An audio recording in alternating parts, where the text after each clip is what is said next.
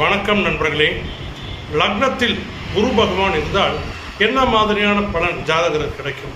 அந்த லக்னத்தில் இருக்கக்கூடிய குரு பகவான் நல்லது செய்யுமா, கெடுதல் செய்யுமா, மாற்றங்கள் ஏற்றங்களும் அந்த ஜாதகருக்கு கொடுக்குமா அப்படின்ற பற்றி தான் இந்த வீடியோவில் இன்றைக்கி டீட்டெயிலாக பார்க்க போகிறோம். நான் உங்கள் கும்ப வினோத்குமார். இது உங்கள் சாய் திருமுருகன் அஸ்ட்ரோ சேனல். இது ஒரு ஜோதிடம் மற்றும் ஆன்மீக சேனல்.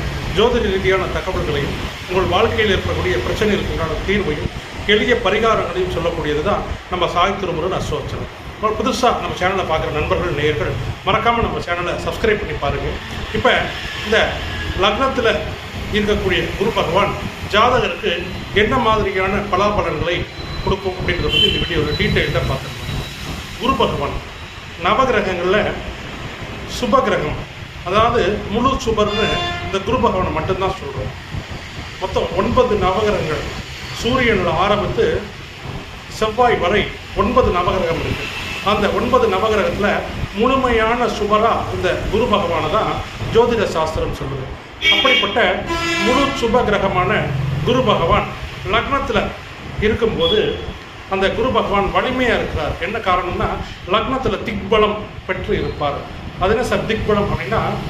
திசைக்குரிய பலன். அதாவது ஒரு கிரகமும் ஒரு இடத்துல அமரும் போது திக்பலம் பெறும்.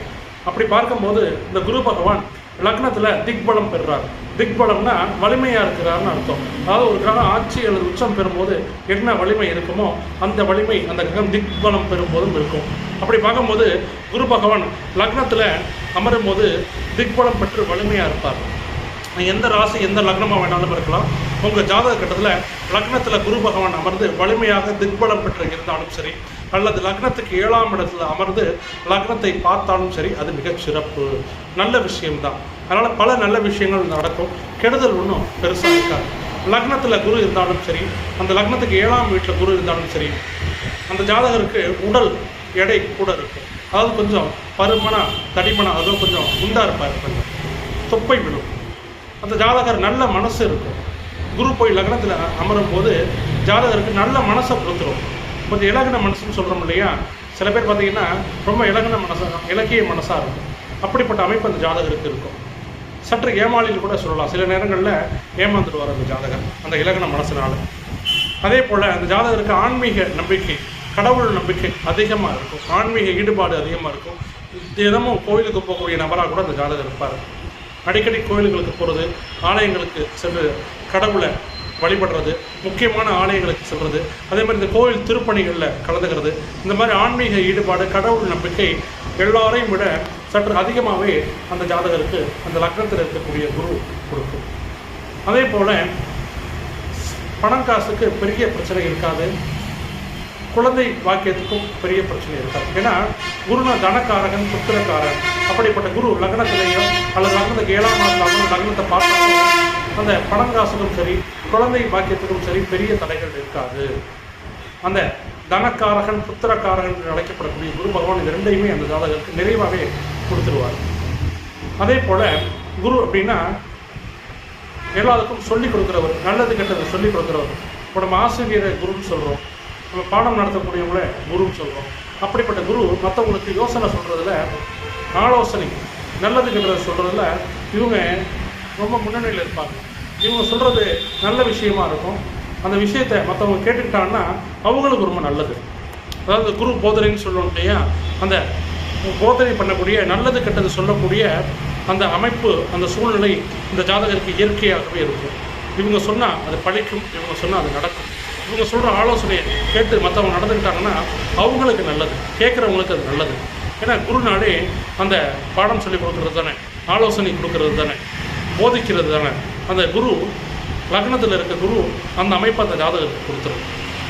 அதே மாதிரி அந்த லக்னத்தில் இருக்கக்கூடிய குரு பகவான் தன்னோட பார்வையால் 5ஆம் வீட்டையும், லக்னத்துக்கு 5ஆம் வீட்டை, 7ஆம் வீட்டை, 9ஆம் வீட்டை, இந்த 3 இடத்தையும் பார்ப்பார். அந்த ஜாதகத்தில் இந்த 3 இடம் தான் ரொம்ப முக்கியமான இடம். ஒன்று லக்னம், லக்னத்துக்கு 5ஆம் இடம், லக்னத்துக்கு 7ஆம் இடம், லக்னத்துக்கு 9ஆம் இடம். லக்னம்ங்கிறது ஜாதகர், லக்னத்துக்கு 5ஆம் இடங்கிறது புத்திரஸ்தானம், அதாவது குழந்தைகளுக்கு இருக்கக்கூடியது, பூர்வ புண்ணிய ஸ்தானம். லக்னத்துக்கு 7ஆம் இடம்ங்கிறது களத்தீர ஸ்தானம், ஆண்களாக இருந்தால் மனைவியையும், பெண்களாக இருந்தால் கணவரையும் குறிக்கக்கூடிய இடம்.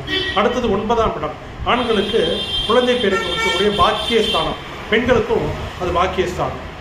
அந்த 3 இடத்தையும் குரு பகவான் தன்னோட பார்வையால் பார்ப்பார் லக்னத்தில் இருந்து. இது ரொம்ப சிறப்பு. நம்ம வாழ்க்கையில் என்ன முக்கியம்? அந்த பூர்வ புண்ணியம்னா நம்ம முன்னோர்கள் செய்த பாவ புண்ணியம், நம்ம போன ஜென்மத்தில் செய்த பூர்வீக பயன் தான் இந்த ஜென்மத்தில் நம்ம மனிதராய் பிறந்து அதற்குண்டான பலாபலனை அனுபவிச்சுட்டு இருக்கோம். அப்படிப்பட்ட 5ஆம் இடத்த பூர்வீக ஸ்தானத்தை குரு தன் பார்வையால் பார்த்து, குரு பார்க்க கோடி நன்மைன்னு சொல்கிறோம் இல்லையா, அந்த 5ஆம் இடத்தை புனிதப்படுத்துவார். அது நல்ல குழந்தைகள் பிறக்கும். அந்த பூர்வீக பிரச்சனைகள்லாம் பெருசாக அந்த ஜாதகருக்கு இருக்காது. அதாவது அங்காளி பங்காளி பிரச்சனை, சொத்து பிரச்சனை, குலதெய்வ வழிபாட்டில் பிரச்சனை, இது எல்லாமே இருந்தாலும் அந்த குரு தன் பார்வையால் நிவர்த்தி பண்ணி அந்த ஜாதகருக்கு சந்தோஷத்தையும் நிம்மதியும் அந்த விஷயங்களை கொடுப்பார். குழந்தை விஷயத்தில் பூர்வ புண்ணியம், பூர்வீக சொத்து பத்து விஷயங்களில், பங்காளியின் வகையில், குலதெய்வ வழிபாடு முக்கியமாக 5ஆம் இடம் குலதெய்வம், அந்த வழிபாட்டில் அந்த லக்னத்தில் இருந்த குரு 5ஆம் இடத்தை பார்க்கறதுனால எல்லாம் நிறைவாகவே இருக்கும். பிரச்சனைகள் வந்தாலும் அந்த பிரச்சனைகள் சமாளித்து அந்த ஜாதகம் வந்துடுவார். 7ஆம் இடம் கலத்திர ஸ்தானத்தை குரு பார்க்கறதுனால அந்த 7ஆம் இடத்துல கலத்திர ரீதியாக, அதாவது திருமண வகையில் பிரச்சனைகள் இருந்தாலும் அந்த குரு தன்னோட பார்வையால் பார்த்து அதை நிவர்த்தி பண்ணிடுவார். 9ஆம் இடம் கேட்க வேண்டிய பாக்கியஸ்தானம், தகப்பனார் ஸ்தானம். நல்ல தகப்பனாரும் நல்ல பாக்கியங்களும் அந்த ஜாதகத்துக்கு கிடைக்கும். இந்த 5, 7, 9ஆம் இடத்தை குரு தன் பார்வையால் பார்க்கறது ரொம்ப சிறப்பு விசேஷம். குரு பார்க்க கூடிய நன்மை. அதனால் இந்த லக்னத்தில் அமரக்கூடிய குரு அல்லது லக்னத்துக்கு 7ஆம் இடத்துல அமர்ந்து லக்னத்தை பார்க்கக்கூடிய குரு ரொம்ப நல்ல விஷயங்களை தான் அந்த ஜாதகருக்கு செய்வார். இந்த ஜாதகர் தனது வாழ்க்கையில் எப்படிப்பட்ட சூழ்நிலை வந்தாலும் மீண்டும் வந்துடுவார். இறுதி வெற்றி அந்த ஜாதகருக்கே கிடைக்கும். ரொம்ப நல்ல விஷயம் இந்த லக்னத்தில் அமரக்கூடிய குரு பகவானால். நண்பர்களே, தனிப்பட்ட ஜாதகம் பார்க்க விருப்பமுள்ள நண்பர்கள், நேயர்கள், நீங்கள் எந்த ஊர், எந்த நாடு, எந்த மாவட்டமாக இருந்தாலும் ஆன்லைன் வழியாக ஜாதகம் பார்த்து ஃபோன்லேயே கூப்பிட்டு அனைத்து பலன்களும் துல்லியமாக சொல்லிட்டு இருக்கிறோம். விருப்பமுள்ள நண்பர்கள், நேயர்கள் என்னோட நம்பருக்கு கால் பண்ணுங்கள், இல்லை வாட்ஸ்அப் பண்ணுங்கள். நான் உங்கள் கும்பம் வினோத்குமார். இது உங்கள் சாய் திருமுறை அஸ்ட்ரோ சேனல். நன்றி, வணக்கம்.